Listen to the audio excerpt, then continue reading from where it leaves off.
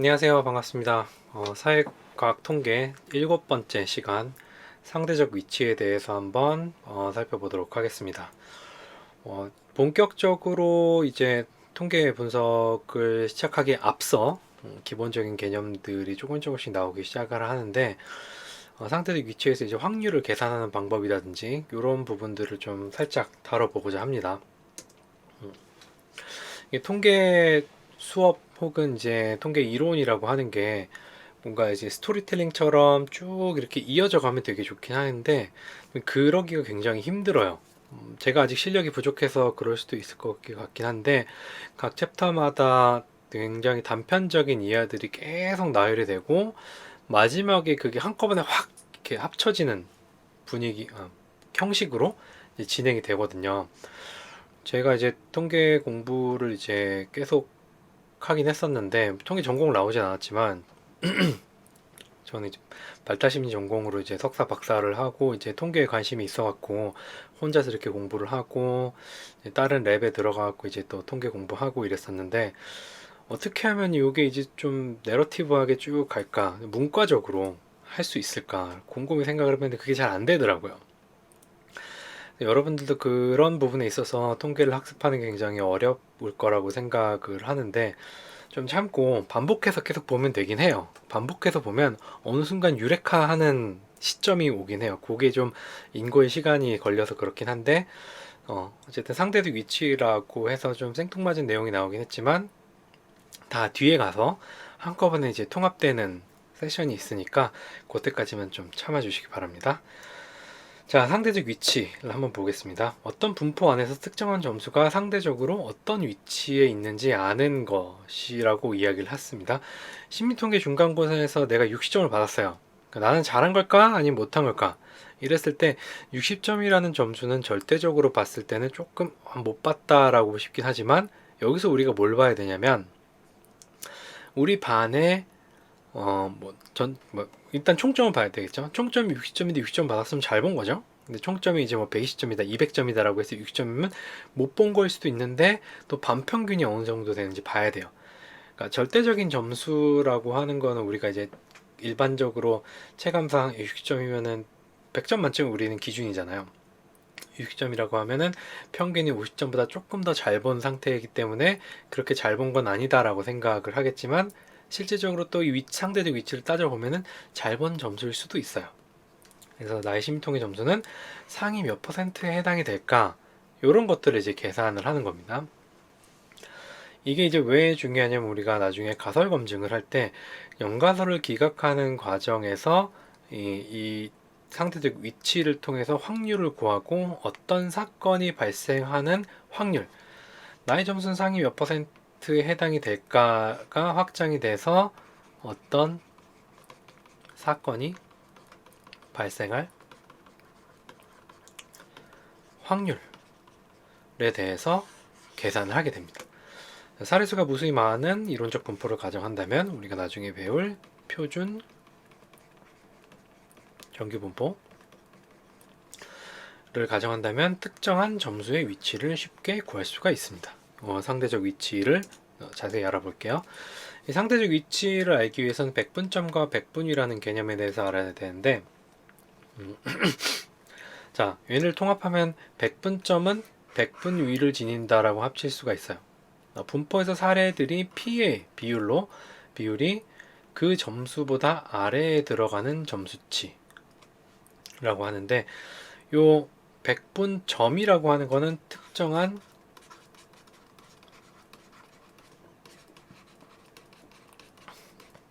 점수치예요. 여기서는 180이라고 하는 게 백분점이에요.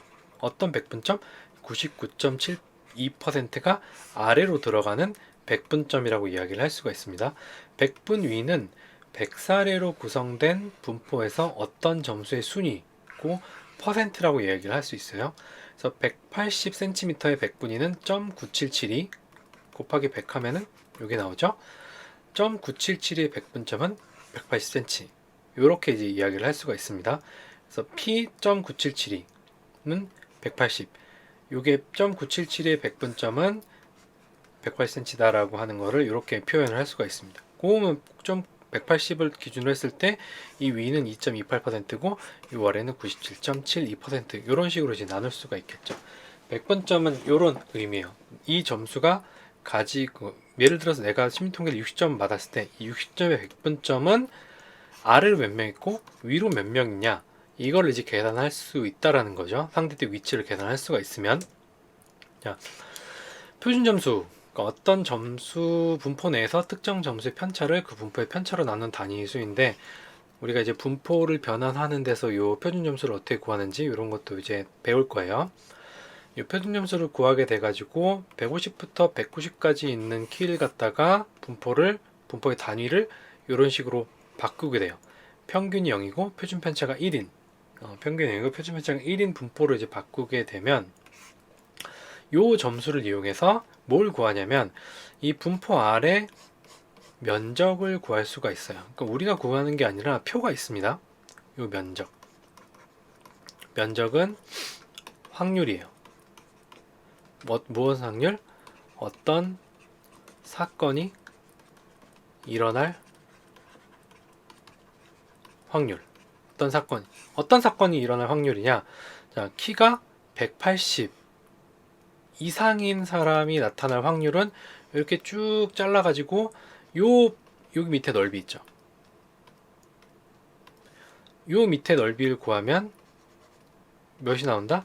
2.28%가 나오죠. 아니면 키가 180인 사람 아래의 사람들이 나타날 확률은 97.72% 이렇게 점수가 나오겠죠. 이런 개념을 활용해서 요게 이제 표준 점수화 시키는 거고, 내 점수를 180을 표준 점수화 시키고 이거를 표준 정상 분포에서 어느 위치에 있느냐, 이 위치 요 100분점의 100분 위를 계산을 해서 우리가 가설 검증을 하게 되는 겁니다. 좀 복잡하긴 한데 그냥 100분점을 구해서 어떤 점수를 표준화시키고 그 표준화하는 점수가 위치하는 표준 정규 분포 하에 넓이가 뭐냐? 확률이다. 이 넓이는 확률이고 이 확률은 어떤 사건이 일어날 확률인데, 그 어떤 사건이 뭐냐면 내가 구한 어떤 100분점이 발생할 확률이라고 이야기를 할 수가 있겠죠. 이게 이제 조금씩 업그레이드 돼가지고 뭐가 되냐면 가설이 되는 거예요. 이걸 이용해서 강력한 통계적 도구가 만들어지게 됩니다. 자, 그래서 이 상대적 위치를 갖다가 예를 들면은 이렇게 볼 수가 있어요. 이게 이제 생물이고 이게 화학이에요. 저는 문과를 나왔지만 이과 과목에 굉장히 애착과 약간 환상 같은 게 있어가지고 특히 생물이랑 화학, 물리, 화학, 생물, 지구과학 다 좋아했었어요. 이건 딴 얘기고. 자, 어쨌든 생물은 70점 맞고 화학은 6점 맞았어요. 그냥 점수만 봤을 땐 뭘 더 잘 봤어요? 생물을 더 잘 봤단 말이에요. 근데 실질적으로 어떤 과목을 더 잘 봤는지는 뭘 계산해야 된다? 각 점수들의 상대적 위치를 계산해야지만 뭘 더 잘 봤는지 우리가 알 수가 있는 거예요. 그래서 얘네들을 요 점수를 표준화시키고 요 점수를 표준화시켜요. 표준화시켜서 표준 정규 분포 하에서 얘네들의 어떤 위치를 가지는지를 계산을 한 거예요. 그래서 계산을 해보니까 70점을 표준화 시키니까 뭐가 나왔어요? 요 분포 아래서 0.67이 나왔고, 60점을 표준화 시키니까 1.25가 나왔어요. 뭐가 더 위에 있어요? 얘가 더 위에 있죠. 그러면 60점을 받았지만 생물은 70점을 받았지만 화학은 60점을 받았단 말이에요. 근데 얘가 훨씬 더 높은 점수대에 있다라는 거죠. 얘가 더 잘 본 거죠. 어떻게 보면 이 시험이 더 어려웠고 이 시험은 더 쉬웠다라고 이야기를 할 수가 있겠죠. 요게 그러면 이제 생물 점수 위에 있는 내 점수 위에 있는 사람의 확률이 있고, 화학 점수 내 점수 위에 있는 사람들이 이렇게 이 확률이 구해지는 거죠. 내 아래는 몇 명 깔렸는가, 내 위에는 몇 명이 있는가, 이런 것들이 이제 구해지게 되는 거죠. 상대적 위치를 찾는 방법을 통해서 뭘 할 수 있다고요? 어떤 사건이 발생할 확률을 구할 수 있다. 요거 하나만 기억을 해 두시면 될 것 같아요. 상대적 위치에서는. 그래서 여러분들이 통계책 뒤에 보면은 요런 표들이 있을 거예요. 요 표가 뭘 의미하냐면 이건 제투분포의 면적을 구해 놓은 건데 1번 그림이 있고 2번 그림이 있어요. 1번 그림과 2번 그림을 이제 좀 자세히 볼게요.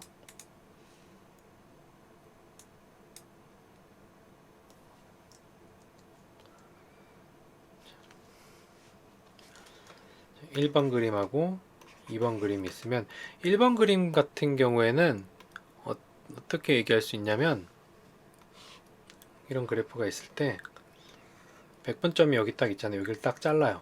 잘랐을 때 여기 아래 넓이를 구하는 거예요. 아래 넓이를 구하는데 어디까지만 구하냐? 요 가운데까지 0까지 0까지의 넓이만 구해요. 왜냐? 이거는 대칭 분포기 때문에 이 넓이나 여기 A라는 넓이나 B라는 넓이나 여긴 마이너스 1이고 1이겠죠? 같은 구간이면 넓이가 동일하기 때문에 요건 만약 예를 들어서 마이너스 1까지의 넓이를 구해라 라고 하면은 1까지의 넓이를 구해 가지고 그 1까지의 넓이 1을 찾으면은 여기서 1이 여기 있죠? 1을 찾으면은 3, 4, 1, 3이죠? 그래갖고 더하면 돼요. 이렇게 양쪽의 넓이를 구하면 자, 요 2번 그림 같은 경우에는 요 바깥쪽의 넓이를 구하게 되는 거예요. 여러분들이 이 넓이를 구하는 거는 이제 중간고사나 기말고사 때 넓이 구하는 시험 문제 같은 거 있잖아요. 그런 거 풀 때 이제 사용을 하는 거지. 우리가 실질적으로 사용할 일은 별로 없어요. 그러니까 분포의 이해랑 상대적 위치에 대한 개념을 이해하기 위해서 우리가 그 지리한 분포 계산하고 상대적 위치 구하고 확률 구하고 이러는 거고 요 표를 보는 방법은 요약하면 1번 그림은 어떤 100분점 아래의 넓이 어디까지? 0부터 100분점 아래의 넓이를 구하고 2번 그림은 이 100분점부터 이 뒤까지 넓이를 다 구한 게 2번이에요. 얘네 둘을 더하게 되면 뭐가 나오냐면 0.5가 나와요. 표현 정규분포는 반으로 나눴을 때 이쪽이 0.5, 이쪽이 0.5 합쳐서 1이 되는 100% 1이 되는 분포이기 때문에 나중에 우리가 계산을 할 때 뭐 이쪽부터 시작해가지고 이쪽부터 시작해서 여기까지 넓이를 구한다 라고 했을 때 어떻게 구하면 돼요? 이거의 대칭 지점인 대충 한 여기까지의 넓이 이만큼하고 다시 또 이게 포함된 이만큼의 넓이를 더하게 되면 여기서부터 여기까지 넓이를 구할 수 있게 되는 거예요. 그건 또 나중에 우리가 또 잠깐 살펴볼 일이 있을 거예요. 그래서 상대적 위치에 대한 개념이 중요한 이유는 뭐냐? 어떤 사건이 발생할 확률을 구할 수가 있다요. 뭘 통해서?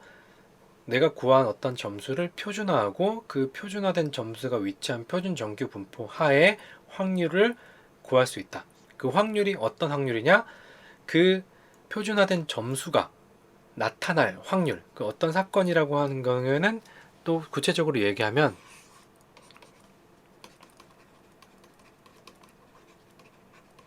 표준화된 점수가 나타날 확률이라고 이야기를 할 수 있습니다. 잘 이해가 안 될 수도 있긴 하지만 여러분들이 이쯤에서 여러분들의 걱정을 조금 완화시켜 줄 수 있을 만한 이야기를 하자면은 통계는 한 번 들어서 알면 제가 굉장히 자존심이 상하겠죠. 아니면 다른 선생님들도 이제 자존심이 굉장히 상할 거예요. 제가 옛날에 알던 그 통계학과 그 선배가 있었는데 다른 학교에 선배가 있었는데 4학년쯤 되니까 이제 통계가 뭔지 대충 알겠대요. 그런 분들이 다 일일이 계산을 하고 열심히 공부했던 것들 우리가 짧은 시간에 다 안다라는 거는 도둑놈 심보예요. 그렇기 때문에 잘 몰라도 그게 당연한 거고 계속 몇 번씩 반복해서 계산해보고 이해해보려고 노력하고 그 다음에 예시를 적용을 해보고 하면은 여러분들 충분히 통계를 쉽게 이해를 할 수가 있어요. 뭐 임상 과목 같은 경우 이상심리라든지 아니면 어떤 질병, 정신병리에 대해서 배우는 것들이 우리가 조금 더 이해가 빨라요. 왜냐면 배우고 나면 옆에 있는 사람들한테 조금 적용을 해보죠. 근데 통계는 우리가 적용을 해볼 수 있는 게 굉장히 제한적이에요. 그랬을 때 우리가 할 수 있는 건 뭐냐? 어떤 가설적인 상황 같은 것들을 만들어 가지고 계속 예시를 대입을 해보는 방법밖에 없어요. 우린 이미 삐아제 기준으로 형식 조작기에 도달해갖고 가설적인 사고와 이상적 사고라든지 이런 거 형이상학적인 사고를 할 수 있는 단계예요. 그러니까 어떤 개념을 배웠으면 그 개념을 여러분들이 이해할 수 있는 수준으로 쪼개고 새로운 것에 적용을 해보면은 조금 더 쉽게 이해를 할 수 있을 거라고 생각을 합니다. 여러분들한테 희망을 주기 위해서 이런 얘기를 한 거고, 제가 잘 희망적인 얘기를 잘 안 하는 타입이에요. 그런데 이제 통계에서만큼은 항상 희망적인 이야기를 하거든요. 저도 굉장히 어렵게 공부를 했고, 뭐 끈질기게 이제 하다 보니까 어떻게 보면 이런 컨텐츠를 만들 수 있는 용기, 그러니까 지식이 있다기보다는 용기가 이제 생기게 된 거니까요. 여러분들도 충분히 할 수 있습니다. 쉽게 이해할 수 있으니까 꾸준히 공부하시기 바랍니다. 자, 상대적 위치 부분은 이 정도에서 마무리하도록 할게요. 수고하셨습니다.